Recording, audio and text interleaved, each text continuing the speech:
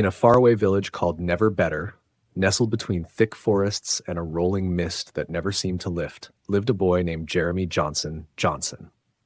The village was small, isolated, and had its share of strange occurrences, but none were as strange as the story of Jeremy.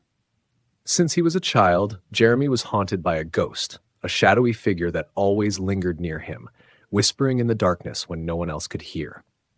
But rather than fear the ghost, Jeremy became friends with it. The spectral presence was his only companion in a world that treated him like an outcast. The villagers of Never Better mocked Jeremy, calling him crazy, a troubled boy who spoke to thin air. They sneered at him in the streets, taunting him for what they couldn't understand. To them, he was just a strange boy with a strange mind. But Jeremy knew better. He knew the ghost was real, though he had never seen its face. It only appeared as a shape in the dark, a soft voice in his ear, but it protected him, warned him of danger, and, at times, filled the loneliness in his heart. Life in Never Better grew darker for Jeremy as he aged, and the ridicules only increased. But then, one day, he met a girl named Ginger. Ginger was different from the other children in the village. She didn't mock him or run away when he told her about his ghostly companion. Instead, she laughed and said, "Well, if you have a ghost friend, I'll just have to meet them, won't I?" Jeremy's life changed that day. Ginger was lively, mischievous, and fearless. She invited Jeremy to join her in a prank on the town baker, who was notorious for being mean-spirited. Together, they snuck into the bakery late at night and rearranged all of his tools and ingredients. The next morning, the baker was baffled when he found flour in his pots and sugar on the floor. Jeremy had never laughed so much in his life. But there was something else about Ginger that made Jeremy uneasy. Though he didn't tell her, the ghost had warned him about her, its voice more urgent than ever, telling him to be careful. Jeremy didn't understand why. Ginger was kind, fun, and daring. She made him feel normal for the first time in his life. Days turned into weeks, and Ginger and Jeremy grew closer. They spent their time together planning more pranks and exploring the old, crumbling corners of the village. It was during one of their adventures that Ginger discovered something chilling in Jeremy's family's bookstore. They found a section of old, dusty books in the back, untouched for decades. One of the books, hidden behind a locked case, had a strange symbol on it, one that Jeremy had seen before. It was the same symbol that appeared in his dreams, the same one the ghost had shown him. The mystery deepened when they stumbled across old newspaper clippings hidden within the pages. The articles were about children who had disappeared from the village over the last century. None of the disappearances were ever explained, and all traces of the missing were erased from memory. It was as if the village wanted to forget they had ever existed. Ginger, ever the adventurer, insisted they investigate further. Jeremy was reluctant, but his ghostly companion urged him on, whispering that this was important, that they needed to uncover the truth. As they delved deeper into the mystery, strange things began to happen. Jeremy's ghost grew restless, appearing more frequently and with a sense of urgency. He would wake up at night to find shadows moving in the corners of his room, whispers growing louder, and the feeling of cold hands brushing against his skin. One night, as Ginger and Jeremy were walking through the village square, they heard the faint sound of children's laughter. It echoed through the foggy streets, chilling them to the bone. But when they turned the corner, there was no one there. Only the mist, thick and suffocating, seemed to follow them wherever they went. The ghost was warning Jeremy now, its voice strained and filled with fear. It told him that the village wasn't safe, that something terrible lurked beneath its surface, something ancient and hungry. Jeremy tried to tell Ginger, but she wouldn't listen. She was too caught up in the thrill of the adventure.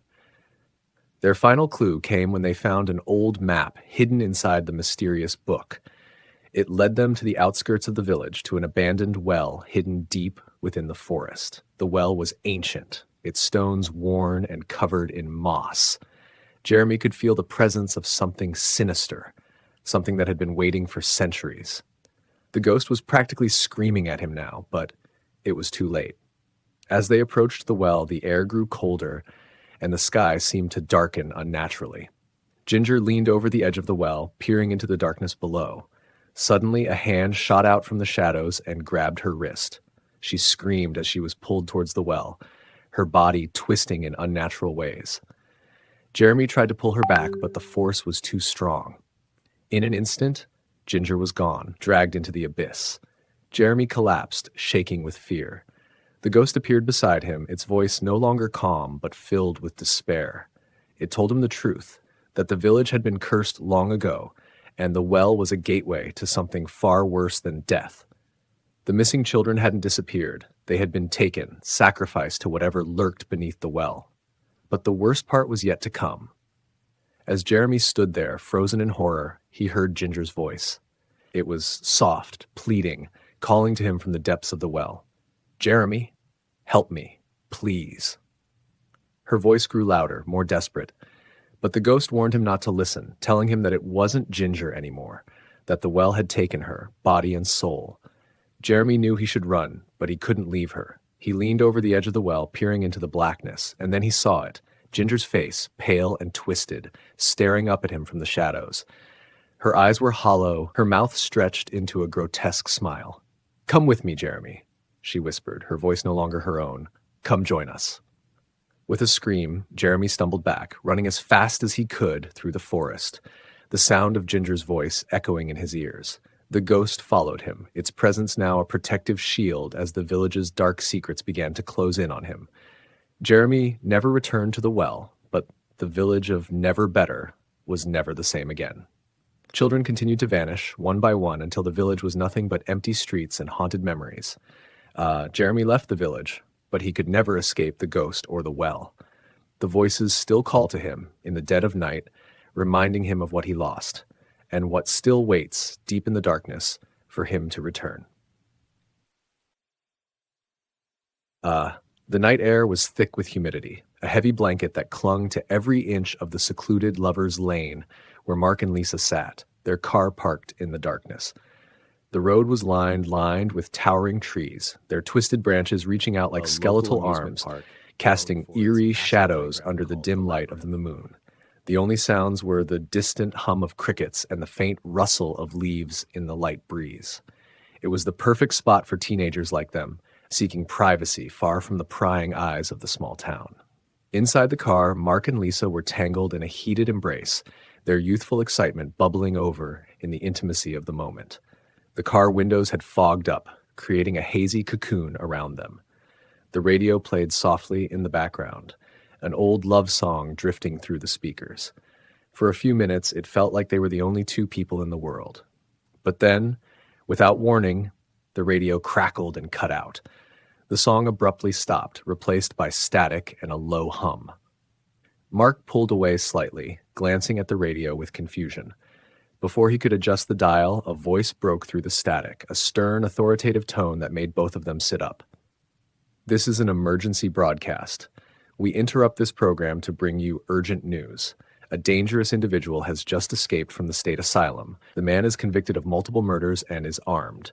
Authorities have described him as tall, gaunt, with a hook for a hand. Please remain indoors and report any sightings to the police immediately." Lisa's heart leapt into her throat. She quickly turned to Mark, her eyes wide with fear. "Did you hear that?" she whispered, her voice shaky. "We need to go. Now." Mark, trying to play it cool, chuckled nervously. "Come on, Lisa. It's probably just some prank they're playing on the radio. We've heard stories like this 1,000 times. Don't tell me you actually believe it." But Lisa wasn't convinced. She glanced out the fogged-up windows, her imagination running wild. The darkness outside felt thicker now, more oppressive. The branches of the trees swayed gently, but in her mind they moved with sinister intent, like they were alive and watching them. "I don't care if it's a prank, Mark. Let's just go. Please," she begged, her voice more urgent. She couldn't shake the feeling that something was wrong, very wrong. Mark sighed, clearly frustrated. "We're in the middle of nowhere, Lisa. What are the chances some escaped killer is out here? Besides, the radio didn't say where he was. For all we know, he could be miles away." But Lisa was insistent now, her voice rising in panic. "I'm not staying here, Mark. Not after hearing that. Please, just take me home." Seeing the fear in her eyes, Mark finally relented. All right, I'll take you home," he muttered, turning the key in the ignition. The engine sputtered to life, and the car's headlights cut through the darkness. ahead. Slowly, they backed out of the deserted lane and started down the winding road back to town. The drive was tense.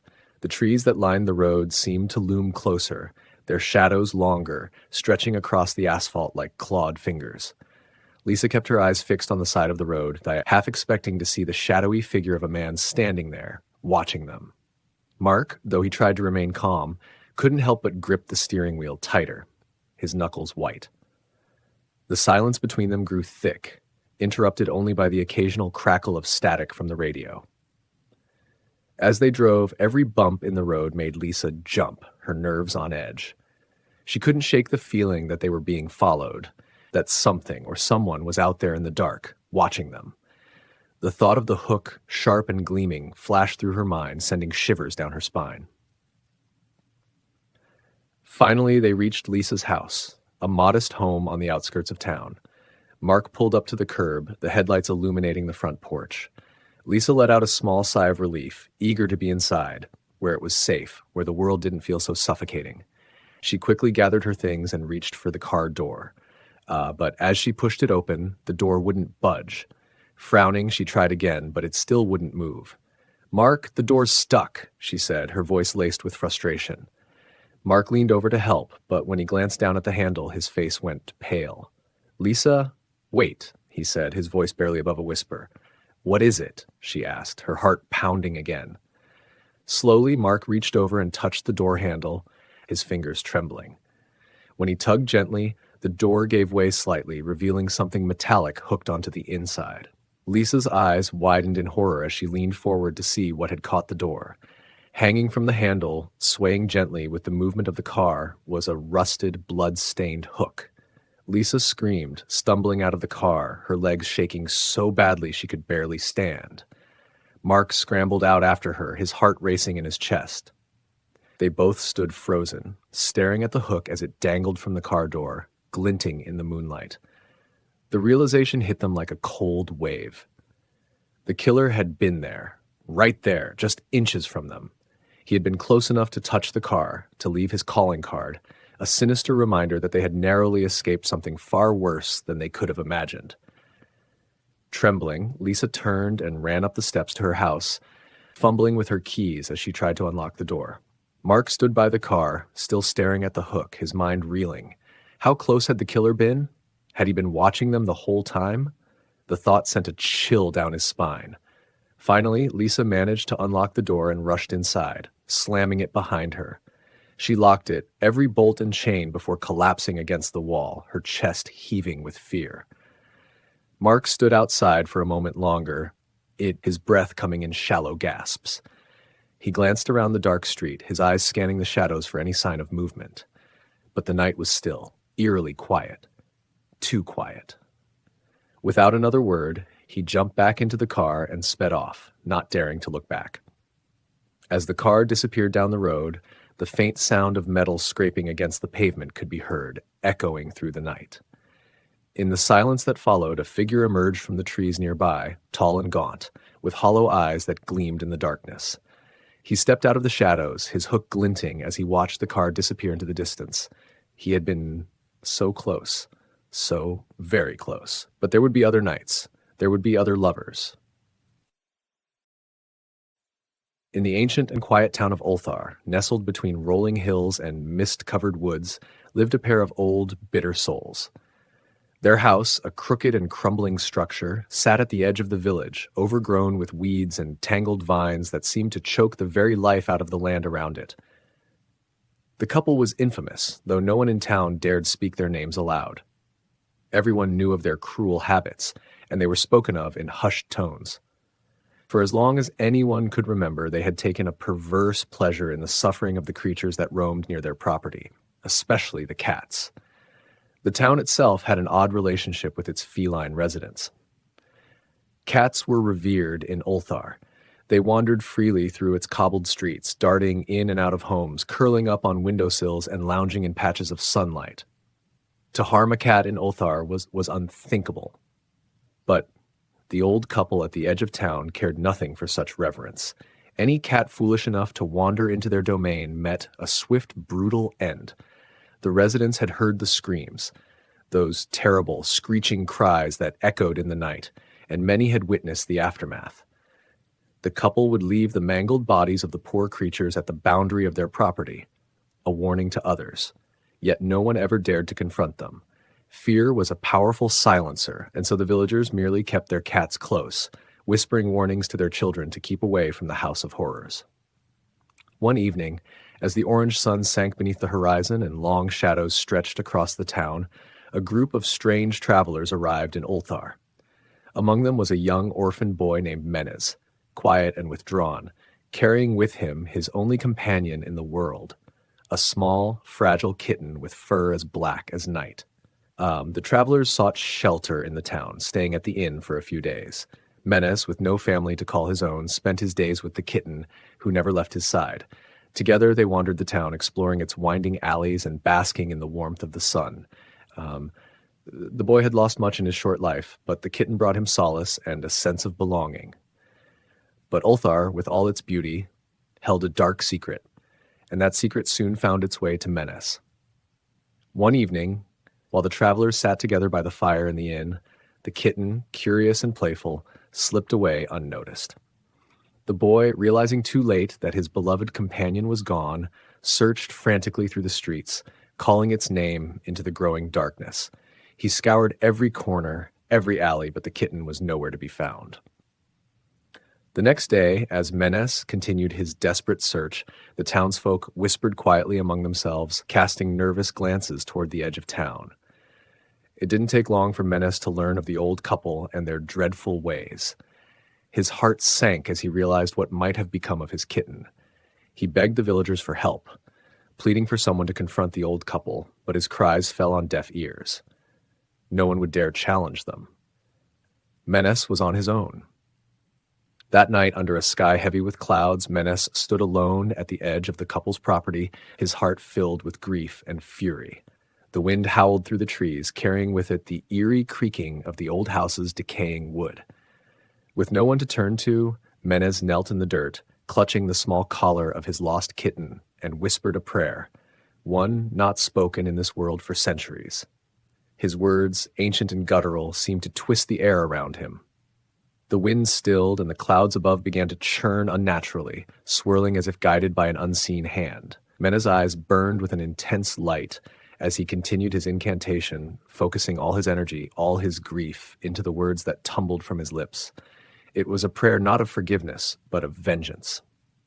As the night deepened, a strange and suffocating silence descended upon Ulthar.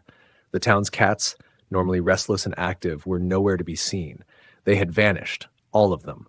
The streets were empty, devoid of the soft pads of their paws and the comforting sounds of their purring. The villagers awoke in confusion, calling out for their pets, but there was no answer.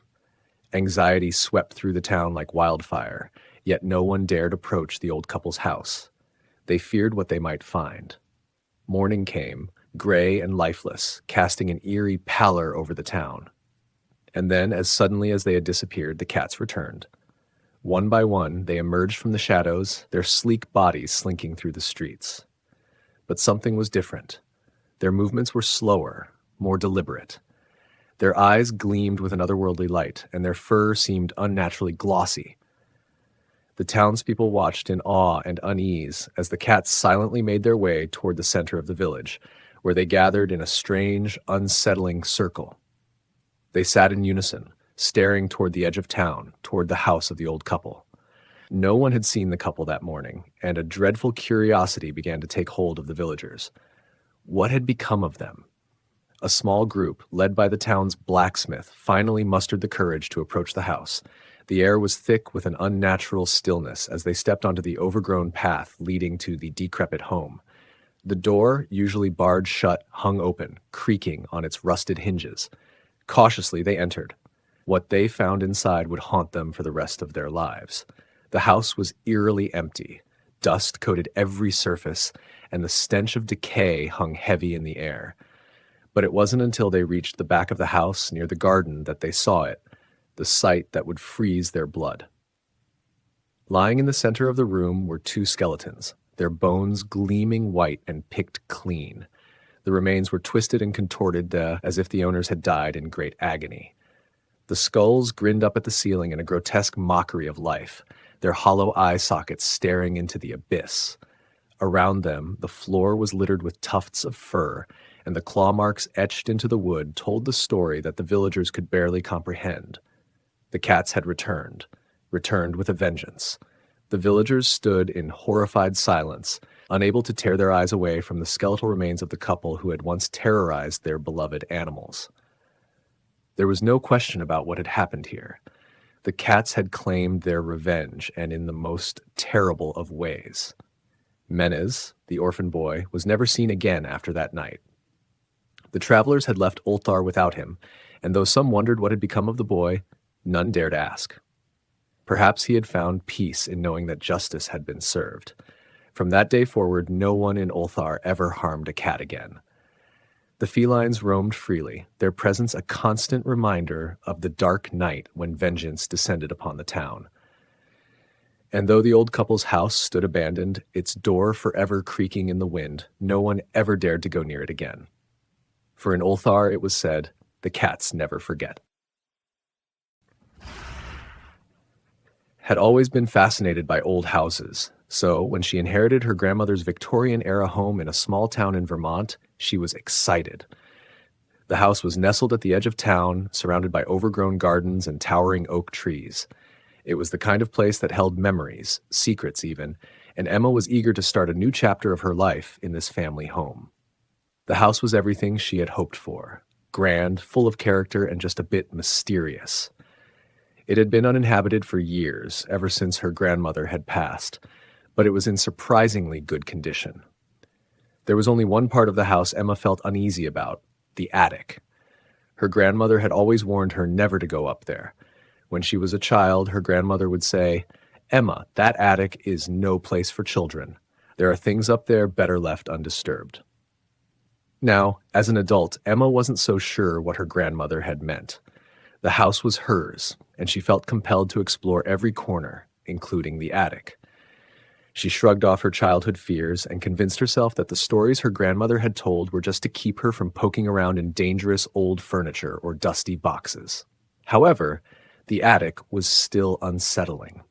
Whenever Emma climbed the stairs toward the attic door, the air would grow heavier, colder. It was as though the house itself didn't want her to go up there. After a few days of settling into the house, Emma finally worked up the courage to venture into the attic. She climbed the creaky staircase, flashlight in hand, and pushed open the heavy wooden door. A wave of cold air hit her, sending a chill down her spine, but she pressed on. The attic was vast, filled with old trunks, furniture draped in white sheets, and dusty heirlooms from generations past. Sunlight filtered through the small window at the far end of the room, casting long shadows across the floor. Emma felt a strange sense of unease as she walked through the space as if she were not alone. She began to explore, opening old trunks and sifting through family relics. There were faded photographs, handwritten letters, and antique clothes. It was like stepping into a time capsule. And then she found something strange. Tucked away in the corner, beneath an old wooden wardrobe, was a small, intricately carved box. It was beautiful, but something about it felt off. The carvings were unusual, almost disturbing, swirling patterns that seemed to move if she stared at them for too long. There was no lock, so Emma opened the box. Inside was a small, delicate pendant on a tarnished silver chain. It looked like it had been forgotten for decades. As she held the pendant in her hand, a sudden, overwhelming sense of dread washed over her. The temperature in the attic seemed to drop even further, and she felt the hairs on the back of her neck stand up. She put the pendant back in the box and quickly closed the lid. She felt an urge to leave the attic immediately, but as she turned to go, she heard it, a faint sound, almost like a whisper. "Help me." Emma froze. The voice was soft, almost imperceptible, but it was there. Her heart pounded in her chest as she strained to listen, but the attic had fallen silent again. She turned back toward the box, her hands trembling. Had the voice come from inside the box? Or was it just her imagination playing tricks on her? Trying to shake off the fear, Emma hurried down the stairs and out of the attic, locking the door behind her. She told herself that it was just the wind or maybe the old house settling, but deep down, she knew something was wrong. That night, Emma couldn't sleep. Every creak of the house seemed louder, every gust of wind outside more ominous. She tossed and turned in bed, her mind replaying the moment in the attic over and over again. And then, just as she was starting to drift off, she heard it. Help. Me. The voice was louder this time, clearer. It was coming from above her, from the attic. Emma sat bolt upright in bed, her heart racing.